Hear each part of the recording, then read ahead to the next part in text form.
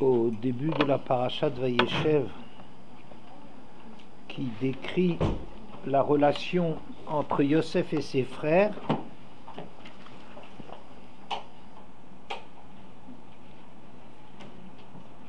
On dit que Vayave Yosef et Dibatam Ra'a El Aviem, Yosef rapportait le mal qu'il voyait chez eux au père. On discutait quel est le mal dont il s'agissait.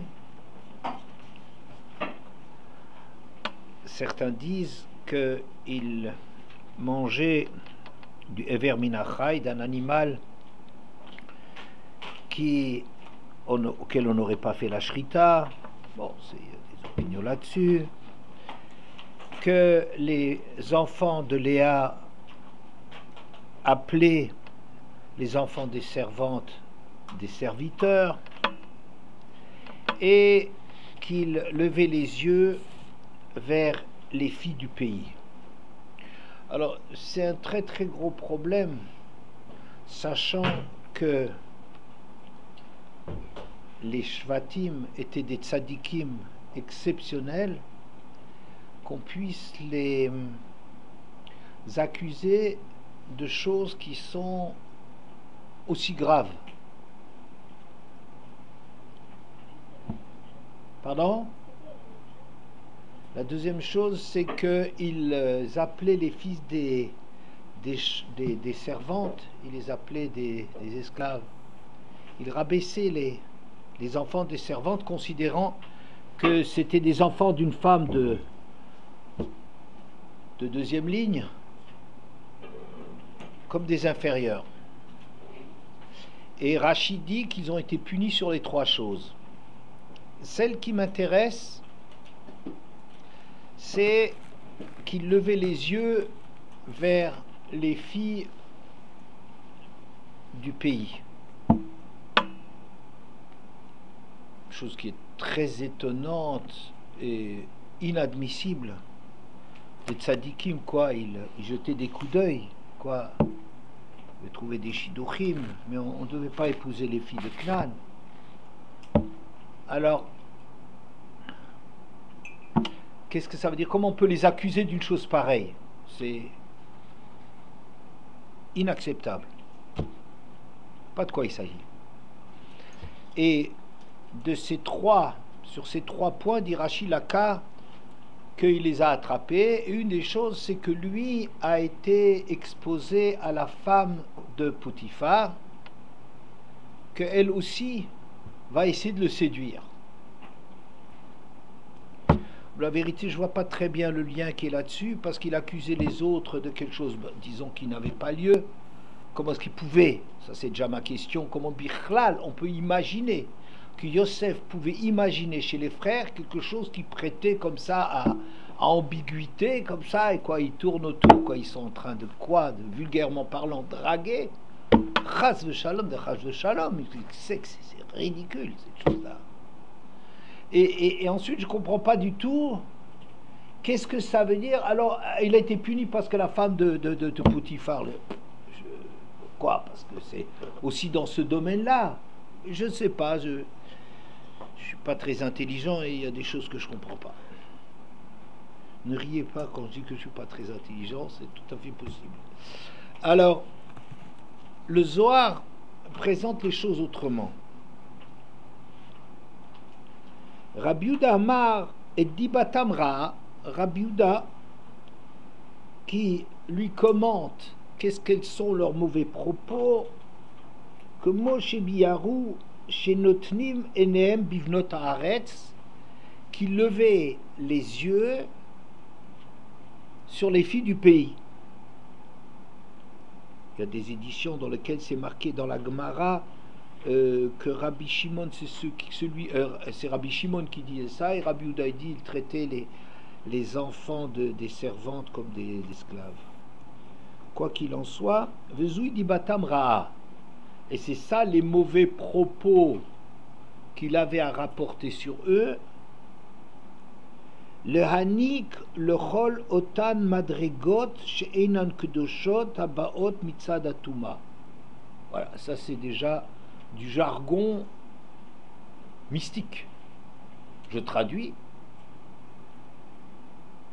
Qu'est-ce que ça veut dire qu'il levait les yeux vers les filles du pays?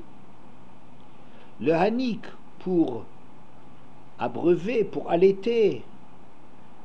Le chol otan madregot Sheinon Gdoshot, pour toutes ces dimensions qui ne sont pas de Gdusha, Habaod Mitzad Atuma qui venait de la Touma. C'est un charabia, pas mal, hein? Voilà. Alors,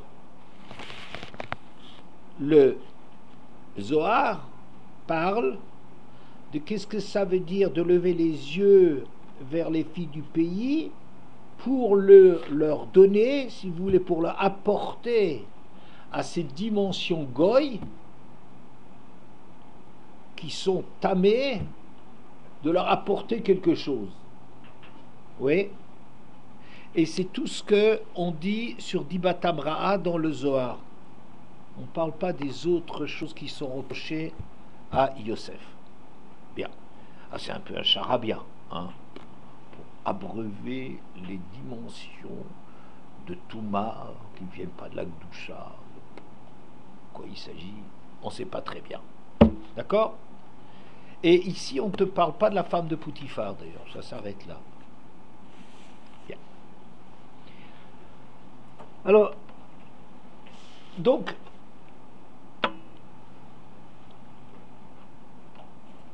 mon problème, c'est de savoir de quoi il s'agit. De quoi il s'agit. J'arrive pas à envisager que Yosef il voit chez ses frères que les frères ils veulent comme ça en douce, comme ça vous regardez des émissions pour adultes, quoi. Un enfant qui va regarder il y a le carré blanc, à l'époque il y avait le carré blanc, émission déconseillée au moins de je ne sais pas quel âge. Alors il regardait ça en douce comme ça, hein. Il n'y avait pas la télé mais il y avait des filles, quoi. Alors enfin c'est ridicule que Yosef puisse envisager ça, c'est ses frères. C'est ridicule que les frères prêtent la possibilité qu'on interprète ça leur attitude. Voilà. Je comprends de quoi il s'agit. À part le charabia du Zohar, ça aussi peut-être, je vous dirai ce que j'en pense. Voilà. En vérité, si vous regardez parmi les 12 tribus, donc il y a un courant qui s'appelle le courant Léa. Léa et Zilpa. Il y a un courant qui s'appelle Rachel et Bila. Ce sont des courants très très différents, hein, des personnalités très très différentes.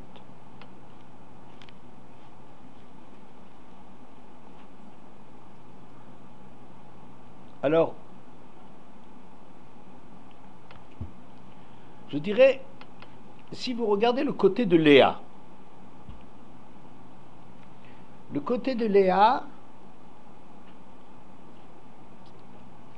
Léa est qualifiée de Yatzanit. Qu'est-ce que ça veut dire Yatzanit? Pardon? Oui, elle sortait. C'est une femme, Tetse Léa. Une femme qui sortait. Qu'est-ce que ça veut dire qu'elle sortait? Elle sortait de l'ordinaire, ça c'est sûr. Mais qu'est-ce que ça veut dire qu'elle sortait? Alors, vous savez bien que Léa, elle a énormément prié pour se marier avec Yaakov. Parce que les gens disaient, il y a la sœur et le frère, ils ont des enfants, l'aîné c'est pour l'aîné, la cadette pour le cadet, donc ça fait Léa et Sav, et Yaakov, Rachel, n'est-ce pas? Bon, moi, j'ai toujours appris que Hachem, Isha le Ish, que dans tous les niveaux de la Torah, les Shidour, c'est Hachem qui l'organise. Alors ce que les gens y racontent, vous savez, les gens disent ah mais ça c'est Minash Shamaïm, c'est ça qui est destiné. Ces interprétations, vous savez, j'y crois pas beaucoup. Et des choses qui vont dire oui l'aîné, bah, il y a le grand pour la grande, c'est facile. Je ne sais pas ce que ça veut dire ça. Pourquoi est-ce qu'une tzadékette comme Léa, elle a tellement peu de confiance en Hachem qu'elle a peur d'être destinée à Esav, ce que les gens y racontent. Et même si tout le monde le dit, tout le monde raconte des bêtises. Ou je dirais, fais confiance à Hachem. El Ama, c'est qu'en vérité, c'est que ce qu'ils disaient, les gens, ce n'est pas faux. Qu'est-ce que ça veut dire c'est pas faux? C'est que il y a Yaakov, c'est quelqu'un, un homme de l'intérieur. C'est le Talmid Racham. Il étudie, il prie toute la journée, un bon juif. Esav, Ish Yodeatsaïd, Ish Sadeh, c'est un homme qui se confronte à la vie. Certains disent à la vraie vie. Je ne sais pas si c'est la vraie vie, mais la vie de l'extérieur. Et Léa, elle a des dispositions comme ça. Quand les gens ils disent, mais la grande pour le grand, en soi que les gens ils vont faire des shidduchim, je n'y crois pas. Mais là-dedans, ils sont en train de mettre le doigt que sur quelque chose qui est censé. Autant Rachel est une fille de l'intérieur, à Keret Habayit, c'est l'essentiel de la maison. Autant Léa, c'est une femme qui sort. Et donc, il y a, c'est vrai, des prédispositions naturelles à faire que Léa, c'est vraiment celle qui correspond à Esav. C'est pas du chidour en tant que tel de ce que les gens y racontent, mais ils mettent le doigt sur quelque chose de vrai. Léa, c'est une femme exceptionnelle qui développe des potentialités que Rachel n'a pas du tout. Et ces prédispositions qu'elle a correspondent à un chidour avec Esav.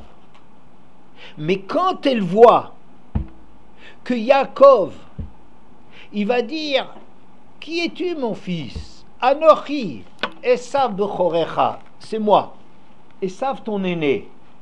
Elle entend que Yaakov prétend prendre la place de son frère. Alors il dit « Oh !» Donc, Yaakov a une potentialité, un potentiel d'être aussi un homme qui affronte les choses. C'est pas seulement le Talmid Racham qui comprend, qui contient le monde dans sa tête.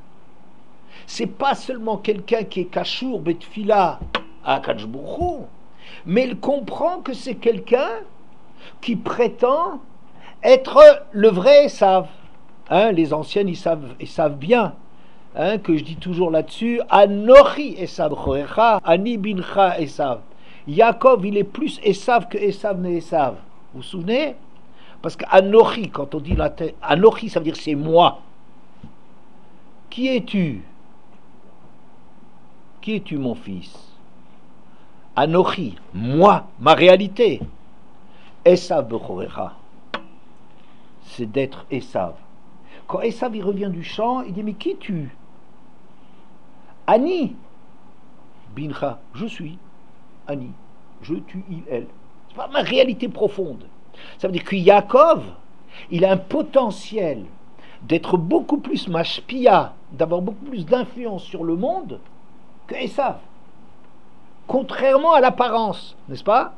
Et donc à ce moment-là, Léa, elle accepte de rentrer dans cette histoire-là de Lavan, d'être celle qui va épouser Yaakov, parce que finalement, si Yaakov est autre chose que l'homme de l'intérieur, qui développe l'intimité, la pnimiout du clan Israël, s'il est encore autre chose, alors là-dessus, il y a un aspect chez Yaakov qui correspond à elle. Mais tout ça pour vous dire que Léa, c'est une yatzanite, une femme qui sort. Ou bien, quand va Tetse Dina, quand Dina elle sort, dit telle mère, telle fille, que ima kubita, dit Rashi. Ça veut dire quoi? Ça veut dire que c'est quelque chose qui est dans la personnalité. C'est pas un hasard, n'est-ce pas? C'est pas simplement elle est sortie. C'est pas ça. C'est quelque chose de très fort chez elle qu'elle est capable d'affronter la vie et de maîtriser la vie en corps à corps, n'est-ce pas? Eh bien, ça donnait cette caractéristique à sa fille. Et j'irai encore plus, qu'est-ce qui est marqué? Vatetse Dina, quelle est la suite?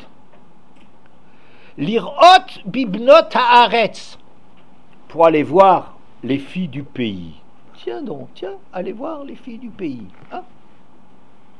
Les frères, Yosef accusait les frères de voir les filles du pays. Mais c'est vrai, tiens, c'est pas faux, il y a quelque chose de cela. Puisque Dina, qui est du côté de Léa, elle était justement quelqu'un qui s'intéresse aux filles du pays. Donc il y a quelque chose. Je reste avec mes questions. Ce sont des tzadikim irréprochables. Mais il y a quelque chose de cela, d'avoir cette capacité de se confronter, n'est-ce pas?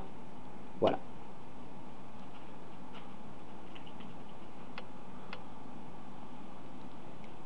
De l'autre côté, je dirais que Yosef, c'était le contraire. Yosef, il était le fils de Rachel. Rachel, c'est l'intimité, c'est sa femme. Oui, celle qui est proche de lui, celle qui vit avec Yaakov. Ça veut dire celle qui développe le personnage de Yaakov. Et Yosef aussi, c'est lui qui est le détenteur de l'enseignement de Yaakov. Hein? Comme c'est marqué, qui ben zukunim ulo. Yosef, c'est le fils des zukunim. Il y a plusieurs explications, mais de la zikna, de l'expérience, la zikna de la sagesse de Yaakov, ça se trouve chez Yosef. Donc je dirais, il y aurait peut-être une discussion entre les deux courants. Quelle attitude adopter par rapport au monde, n'est-ce pas? Il y aurait un courant qui s'appellerait le courant Léa, qui serait peut-être arrivé à être mashpia sur le monde, arrivé à intervenir dans le monde, et il y aurait un autre courant qui serait, eh bien non, pas du tout. C'est un courant intérieur, interne, authentique. D'accord? Donc on pourrait voir cette tension dans les frères comme: est-ce que tu t'intéresses au monde extérieur, mais pas parce qu'on cherche une fille, pas du tout. Parce que même quand on dit que les frères, d'après ceux qui disent que les frères ont épousé des Canaaniotes, c'était pas des filles du pays, c'est des filles qui se trouvaient là-bas, mais pas des Canaanites. Ceux-là, ils sont maudits, ceux-là, on les aurait jamais épousés. C'était pas des Canaanites. Ouais. Bien. Donc c'est pas. Ce qui est étonnant, c'est que à l'arrivée, c'est juste le contraire qui s'est produit. C'est très étonnant. Regardez. Autant vous voyez une prédisposition à s'intéresser au monde extérieur, à s'ouvrir, mais pour le bien, pour la Torah, ça veut dire pour diffuser les valeurs de la Torah, n'est-ce pas? Ce que le Zohar il va appeler pour abreuver, pour allaiter le monde. Seulement le Zohar traduit, se reproche que on ne sait pas pourquoi, mais ça va pas, c'est pas bien, mais on comprend que la Torah, Atem Edai Neum Hashem. Vous, le peuple juif, vous représentez le nom d'Hachem. Le nom d'Hachem, c'est quoi? C'est que les Bnei Israël représentent ce que c'est Hachem. Hachem, c'est pas une idée dans le ciel. Le peuple juif, les descendants d'Avraham Avinu, les vrais descendants d'Avraham Avinu, sont les porteurs, l'incarnation, la matérialisation du peuple d'Hachem. Donc, c'est pas seulement un but qui est judéo-juif, je dirais tourné vers la seule préoccupation en interne du peuple juif, mais aussi de diffuser les valeurs de la Torah au monde, de civiliser le monde. Oui. Alors dans ce cas, pourquoi il y a écrit des filles du pays et des filles du pays de Canaan et pas les gens du pays de Canaan? Oui, On peut en bouger les choses. très bien, très bien. Alors, une fille, c'est beaucoup plus un cliquiboule, un récipient en attente de sens qu'un homme. Là où tu peux le plus facilement être mashpia, ça veut dire intervenir, c'est toujours sur le côté féminin. Le côté féminin a d'autres qualités indispensables dans le couple, mais normalement, c'est le mari qui donne la ligne, qui donne l'exemple, et la femme qui recueille cela. Elle permet aussi au mari de réaliser. Ça veut dire, un couple, c'est pas, il n'y a pas de concurrence stupide ou de compétition, je ne sais trop quoi. Ça c'est des histoires, c'est des histoires de goy, ça, de voir les choses comme ça. Comme c'est une compétition qui est meilleure, complètement débile, parce qu'ils savent plus qu'un couple, c'est un ensemble, c'est un tout. C'est un tout dans lequel chaque partie est absolument indispensable. Elle n'existe pas autrement. Mais chacun a son rôle. Et quand on va donner, le côté qui reçoit le plus naturellement, c'est le côté de la femme. D'accord? Donc c'est ça les Bnot Haaretz. Pas les hommes, c'est le Bnot Haaretz. Mais pas dans le sens, je cherche quelqu'un avec qui me marier. Pas du tout. C'est pas ça qu'ils cherchaient. Mais ils avaient un souci de propagation, d'ouverture. Ouais, bien.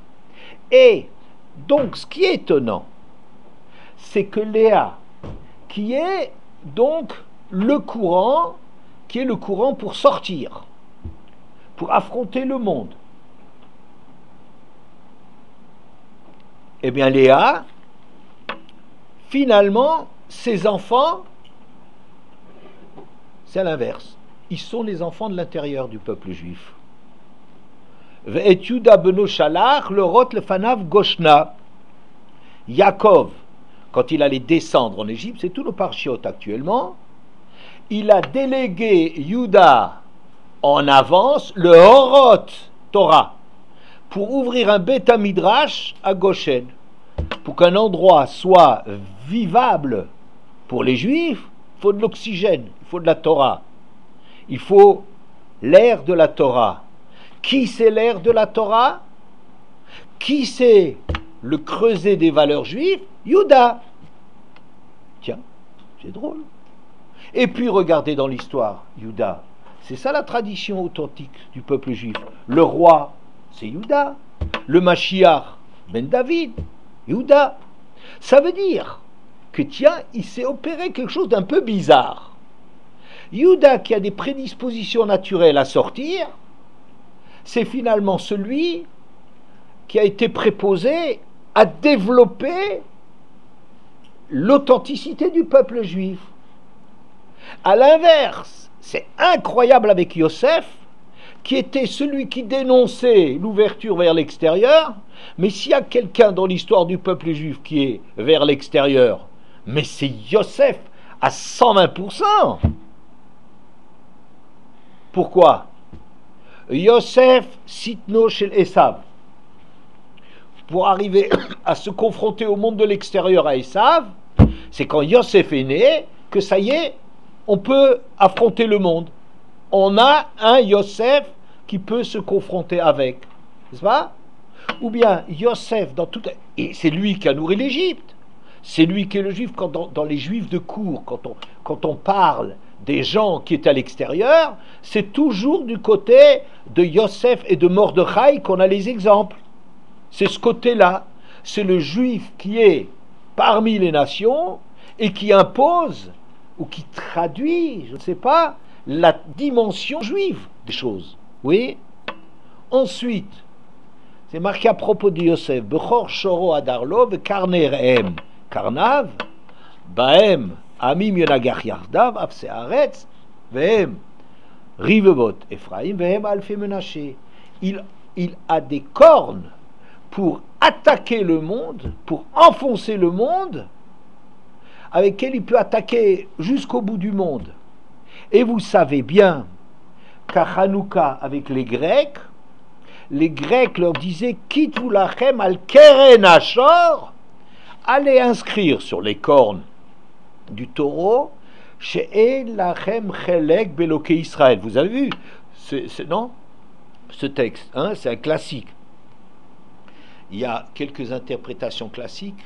Une des plus classiques, c'est de dire le keren ashor, Bechor Shoro, Yosef, c'est lui l'aîné du taureau. C'est lui qui a des cornes pour attaquer. Il a un côté très fort, un côté très agressif, qui peut renverser les nations. Et les Grecs voulaient qu'on renonce à cela, qui voulaient que enlever cette capacité d'agressivité par rapport au monde extérieur, de retirer ça chez Yosef, des cornes de Yosef. Vous voyez, ça veut dire Yosef, c'est quelque chose de l'homme qui va sortir. Alors c'est très paradoxal, hein? On va dire le courant de Léa, qui est le courant vers l'extérieur, très naturellement et spontanément, c'est des gens qui sont capables d'affronter le monde. Ceux-là, finalement, se retrouvent comme les gardiens de la tradition juive authentique.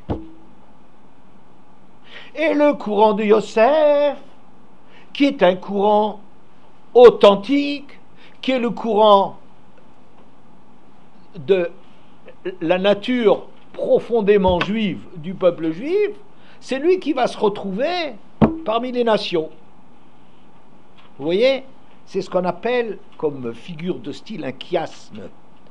Un chiasme, il y a une lettre qui est comme ça, comme un signe de multiplication, mais un peu plus long que... Ouais, mais un chiasme, c'est la lettre qui en grec. Chimie ou des trucs comme ça, c'est qui. Ouais, une lettre s'appelle qui en grec. Et ben c'est un chiasme, c'est-à-dire que ce qui se trouve en haut à droite va arriver en bas à gauche. Et ce qui se trouve en haut à gauche va se retrouver en bas à droite. Il y a une espèce d'inversion, n'est-ce pas? C'est un chiasme. Hein? Et ben, cette inversion, moi j'ai entendu une fois Frankel, Zichrono Livracha, c'était quelqu'un qui travaillait il y a très très longtemps sur la pensée juive, il est déjà décédé depuis pas mal d'années. Une fois il a parlé, il a dit ces mots-là, il y a un chiasme, il y a une inversion. Et j'ai toujours cherché qu'est-ce qu'il a voulu. Ça m'a beaucoup frappé. Et j'ai cherché à savoir, j'ai demandé à son fils, il n'a pas su me dire, et à celui qui a écrit, il y a un livre qui est sorti, L'écho de la parole, de Frankel, André Frankel. Je lui ai demandé à celui qui a rédigé les cours, mais il ne savait pas de quoi il s'agissait. Mais moi, ça m'a beaucoup marqué, et j'ai souvent essayé de retrouver ce truc. Alors, ici, je vois que vraiment, c'est de ça qu'il s'agit. C'est une inversion. Celui de l'intérieur est proposé à l'extérieur, celui de l'extérieur, c'est lui qui va être celui de l'intérieur. Mais je voudrais savoir, donc mon problème, c'est de comprendre pourquoi c'est comme ça, quel est le pourquoi du comment. D'accord? C'est ça mon problème par rapport à ça.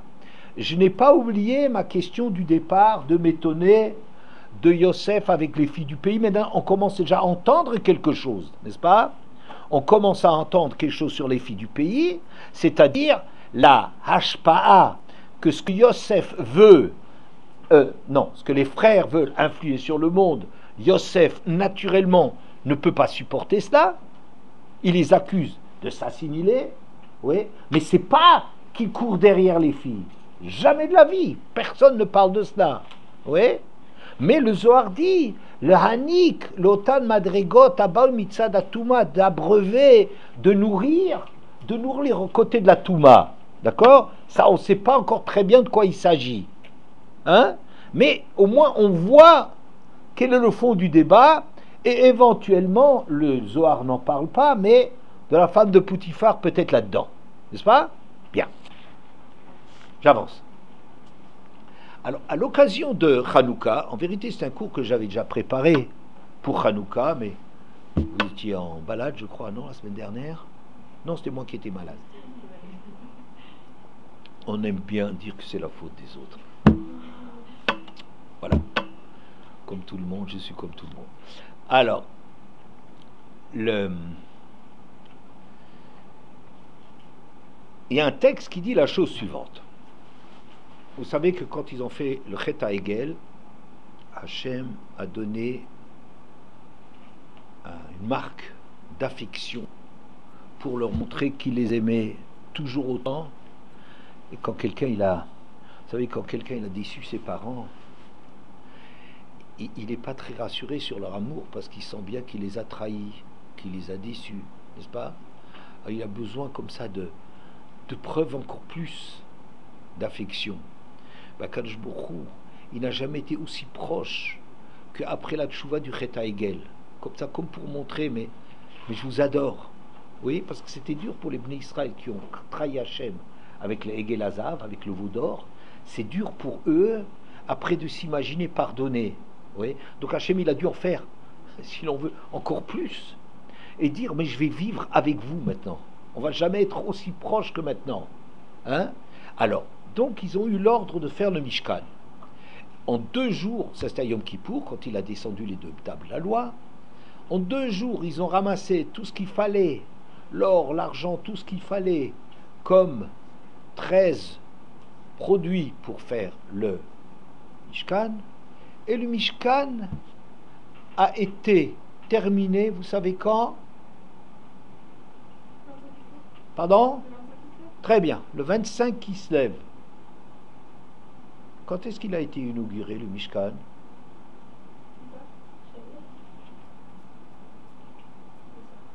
Pardon?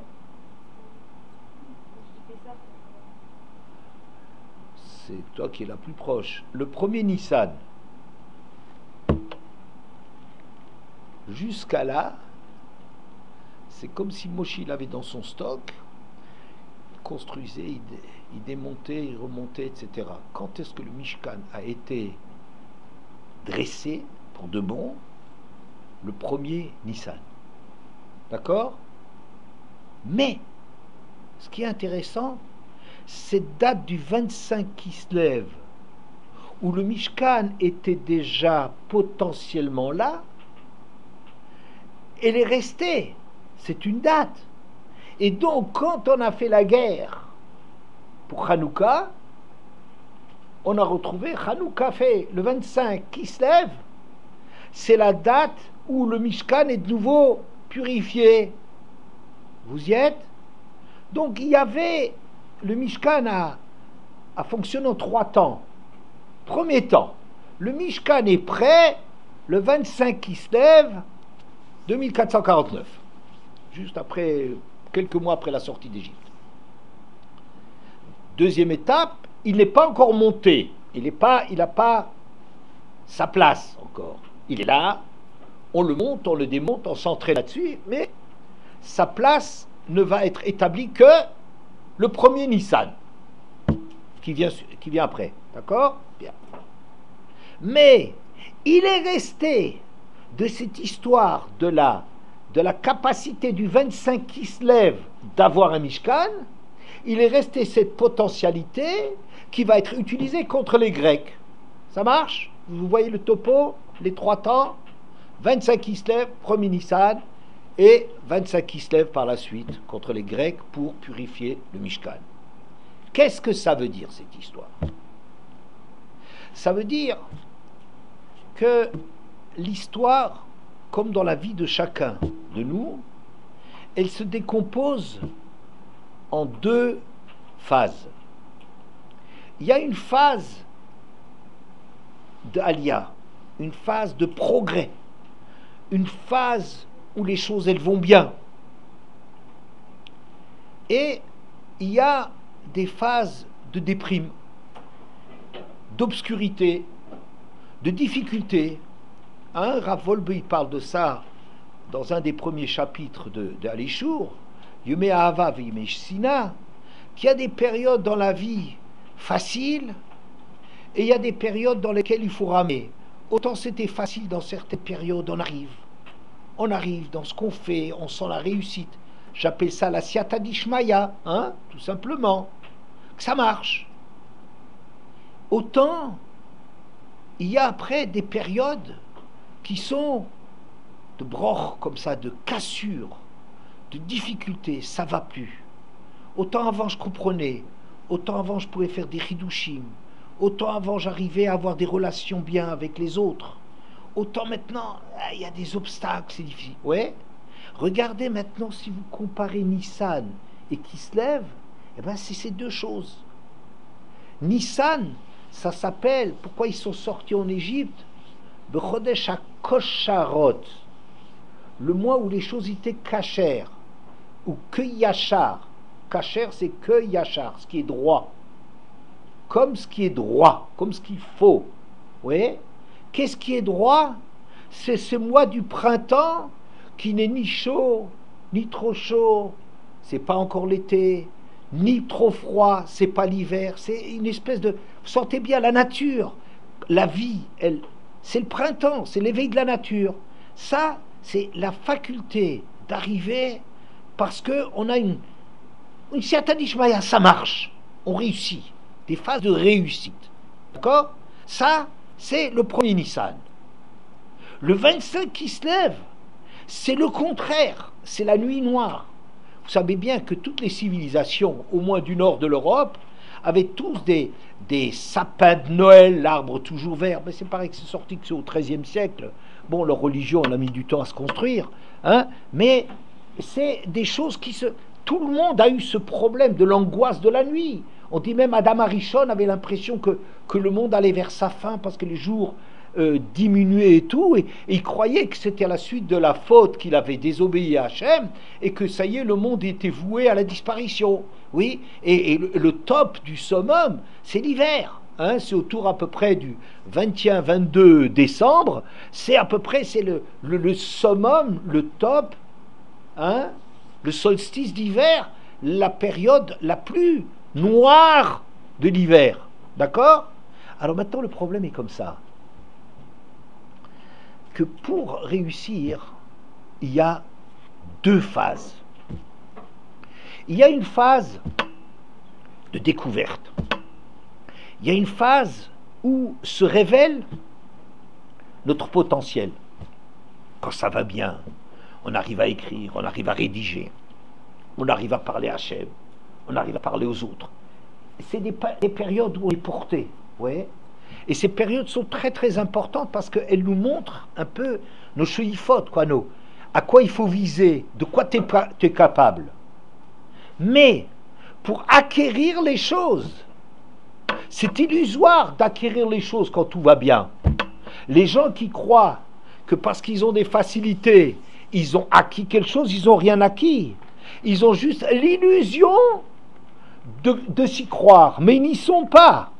On leur montre, il y a une héara, une lumière d'en haut, pour nous montrer un flash comme ça, on voit de temps en temps, tiens, je suis capable de faire quelque chose dans la vie. Oui, c'est extraordinaire. Mais cette chose-là, hop, c'est fugitif. Et qu'est-ce qu'il faut faire pour après? Pourquoi il y a après des périodes d'obscurité? Pour que tu travailles, pour reconstruire ce que tu avais découvert à la lumière de cette héara. Vous voyez? Ce qu'il y avait, cette découverte que tu as eue de tes potentialités, du sens de la vie, de la beauté des choses. Il faut savoir vers quoi tendre. Il faut savoir que le beau, ça existe. Il faut savoir que le merveilleux, c'est présent. Il faut savoir que le Ness est là. Oui, mais on ne fonctionne pas avec cela. On ne construit pas avec ça. La construction, ça se passe quand il y a la Siata d'Ishmaïa, elle se retire. Et donc, il faut arriver à retrouver à l'intérieur de nous-mêmes la motivation. Et pourquoi c'est important? Parce que c'est cette motivation qui va faire que la chose va être acquise. De croire qu'on acquiert les choses par l'élan qu'on a, par les capacités qu'on n'a pas acquis. Ça, c'est un potentiel qu'on nous a montré. C'est une direction de travail qu'on nous a donnée. Mais ce n'est pas quelque chose d'acquis. Pour que ça soit acquis, il faut qu'on arrive sans aucune aide à puiser cette dimension à l'intérieur de nous-mêmes. Vous voyez? Donc, quand le Mishkan il est prêt le 25 qui se lève, on ne va pas le donner. C'est trop difficile d'être au niveau du Mishkan dans la nuit noire. C'est tellement difficile, il y a une telle adversité, il y a un tel... des forces contraires tellement décourageantes de l'extérieur qu'on n'est pas en mesure, le 25 qui se lève, d'éclairer la nuit. Même si on avait le Mishkan, c'est trop difficile dans ces conditions de la pleine obscurité, c'est trop difficile d'arriver à. Donc ce Mishkan, il est là potentiellement, mais pour qu'on commence à le mettre sur pied, il faut attendre Kosharot.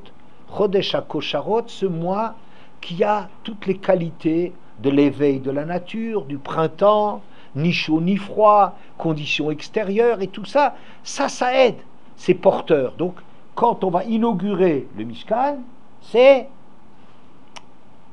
sous le signe d'être porté. D'accord? C'est la découverte de notre capacité de vivre avec Hachem. Maintenant, le travail qui va commencer après, c'est qu'il faut tellement intérioriser les choses, c'est-à-dire acquérir les choses, lutter avec soi-même, trouver des motivations à l'intérieur de nous-mêmes, que alors, quand on sera en plein hiver, on sera capable de répondre à l'agression de l'hiver. Ça devrait être l'inverse, ça devrait être qu'en hiver, ils sont capables d'acquérir la chose, donc de l'inaugurer. Donc, pardon, Donc d'inaugurer le Mishkan, parce qu'ils sont capables d'acquérir. c'est seulement quand ils ont inauguré le Mishkan, ça veut dire comme tu as vu ta capacité de grandeur, que tu peux, maintenant tu sais quelle est ta mission. C'est que ce Mishkan, tu dois avoir trouvé en toi des ressources de Gdusha pour arriver à affronter l'hiver. Ça marche? Bien. Et dans toute chose, les anciens savent bien que c'est un de mes dadas de parler. Pourquoi le Mashiach il vient si on fait 2 Shabbatot? Hein, on parle toujours. Si les Bnei Israël ils sont quand même 2 Shabbatot, alors le Mashiach il vient. Pourquoi pas 1? Pourquoi 1 c'est pas suffisant? Et s'il en faut 2, pourquoi il en faut pas 3? Ouais. Alors on explique ça comme ça. Que un premier Shabbat c'est quoi? C'est faire une espèce de Shabbat mondial. Vous voyez, une espèce de un produit de lancement que dans tout le judaïsme mondial on respecte Shabbat. C'est super, très très bien. Ça n'est qu'une étape. Pourquoi? Parce que ça, pour les gens, ils découvrent une nappe blanche, des bougies, le vin rouge, les zmirotes, la table mise, hein, la famille, les livrets Torah. C'est magnifique, c'est magnifique. Mais ça, c'est magnifique par les éléments extérieurs. Mais est-ce qu'un deuxième Shabbat, tu es capable de faire le deuxième Shabbat avec le même enthousiasme? Ça y est, je connais la nappe, je connais le vin, je connais les zmirotes, les enfants. C'est magnifique, oui. Le deuxième Shabbat, c'est le Shabbat que tu arrives à faire à partir de toi. Ça veut dire d'avoir tellement intériorisé, apprécié, compris la dimension des choses, que tu es prêt, toi, à faire un deuxième Shabbat. C'est toi, tu es demandeur. Vous voyez? Donc ça, on n'a pas besoin d'un troisième Shabbat. La première dimension, c'est vrai, c'est formidable, c'est le lancement. Le lancement du produit, c'est une chose. Mais le lancement du produit, ça ne suffit pas pour que ça marche. Il faut que nous-mêmes, on construise. Vous voyez? Ou bien, Rav Wolbe dit ça, Miya lebar Hashem, ou Miya kum bimko kodsho. C'est des textes qui vous disent quelque chose? Oui? Ah bon, très bien. Enfin, moi, je les connais depuis tellement longtemps, que je vous étiez certainement pas encore de ce monde, que je les connaissais déjà depuis longtemps. Alors, qui va arriver à monter? Mais rester, c'est encore un deuxième problème. Vous voyez, c'est toujours le problème du deuxième. Problème du premier, atteindre quelque chose, espérer, entrevoir, et puis acquérir. Oui. Maintenant, revenons. Revenons à notre histoire. Dans cette confrontation de Yosef et des frères par rapport aux nations, Yosef, il dit que les frères ne sont pas capables de faire cette mission. Il les accuse de quoi? Alors, il les accuse qu'ils vont être piégés par le travail qu'ils veulent faire et qu'ils ne savent pas défendre. Ça veut dire ils croient apporter au monde et ils vont nourrir le monde contre les Juifs. Comme souvent dans l'histoire juive, les Ma'achisaïch ou Macharivaïch Mimech Yatsu, tes destructeurs et ceux qui te renversent, ils sortent de chez toi. Ça veut dire que c'est les Juifs qui ont très souvent donné au monde les bâtons pour les battre. Ça veut dire quoi? Ça veut dire que c'est eux qui ont apporté les dimensions, les idées, les projets, les nouveautés au monde, sur lesquels le monde il se nourrit de cela. Toi tu crois que tu vas apporter au monde, et le monde il va récupérer tout ça, il va se le retourner contre toi. Vous comprenez? C'est ça ce que ça veut dire le Hanik, le Zohar. Mais qu'est-ce que Yosef il leur en voulait? Il dit vous n'avez pas le droit d'aller dans les nations. Pourquoi? Vous allez nourrir les nations. Au lieu que vous allez être mashpia, vous allez leur donner des forces, et ces forces se retourneront contre vous. Cette générosité du peuple juif de dire le socialisme et toutes ces choses-là, qu'est-ce que ça a donné? Que les juifs ils ont été complètement assimilés en Russie par rapport à ces courants de générosité, ces courants d'avoir pitié, etc. Eh bien, vous n'êtes pas mûrs pour cette chose-là, le monde va se nourrir de cela, et ensuite ça va se retourner contre vous dans les problèmes actuels ou des choses de genre là, la gauche israélienne. Vous voyez, des gens qui manquent. Bon, on ne va pas enregistrer qui manquent totalement de maturité parce qu'on n'enregistre pas des choses qui crèvent les yeux. Alors, mais c'est des choses qui sont terribles qu'on veut apporter. On est juif, et puis on n'arrive pas à maîtriser cette dimension qu'on a apportée au monde. C'est ça, ce que ça veut dire que Yosef, quand il voyait les frères, il dit les frères ne doivent pas affronter le monde, ils vont nourrir le monde. Pourquoi? Parce qu'eux, ils ont les dispositions naturelles, ils ont ces forces, et donc c'est eux, l'échange est facile, et ils ne se rendent pas compte que quand tu commences à faire, vous savez, les soi-disant les dialogues judéo-chrétiens, ouais, tu crois que tu apportes quelque chose aux chrétiens, mais eux, ils écoutent juste le truc pour savoir quand retourner comme argument contre toi. Ça, jamais de dialogue comme ça. Jamais tu vas nourrir les côtés de la Touma. Ça, c'est judéo. Les dialogues, soi-disant, judéo-chrétiens. Les chrétiens, ils ne veulent pas du tout. Ils ne veulent pas du tout reconnaître ta grandeur. Pas du tout. Ils veulent arriver à tirer des choses parce qu'ils sont pauvres. Ils ont besoin parfois de chidushim et des choses de genre. Ils se nourrissent de toi et après, ça se retourne contre toi. Donc, Yosef, c'est lui qui n'est pas quelqu'un qui cherche à être mashpia. Yosef, c'est quelqu'un qui est la pnimiut du peuple juif. Alors regardez bien, c'est ça ce que je pense, la femme de Potiphar. La femme de Potiphar, c'est la réponse. Si tu dis que les frères ne sont pas ceux qui assurent cette mission du peuple juif d'éclairer le monde, oui, alors il faut que toi tu sois capable d'éclairer le monde. Mais pour arriver à éclairer le monde, il faut que tu aies une faculté de te dominer, de te maîtriser par rapport à toute le retour que la femme de Potiphar, elle veut Yosef. Vous comprenez? Il faut que d'abord tu fasses un test terrible d'arriver à surmonter l'attraction que les nations peuvent faire sur toi. Il faut d'abord que tu luttes contre. C'est pas simplement, je ne pense pas qu'il faut dire, tu es puni. Ah, t'as dit du mal. Non, ce que Yosef a dit sur les frères, c'est vrai. Mais attention, mais si ce n'est pas les frères qui font le travail, c'est lui qui doit le faire. Et si lui doit faire le travail, il faut qu'il soit armé contre cela. Et en vérité, c'est ça ce que Yosef arrive à faire. Qu'est-ce que Yosef, en quoi il est supérieur aux frères? Yosef, il est extraordinaire.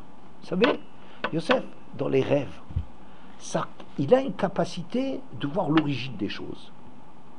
Ce que les frères, ils sont jaloux de lui. Parce que Yosef, il arrive à voir l'origine des choses. Il y a un Balatourim très beau à propos de la paracha de la semaine qui dit que le paro, il a vu 7 épis, des beaux épis sur une tige.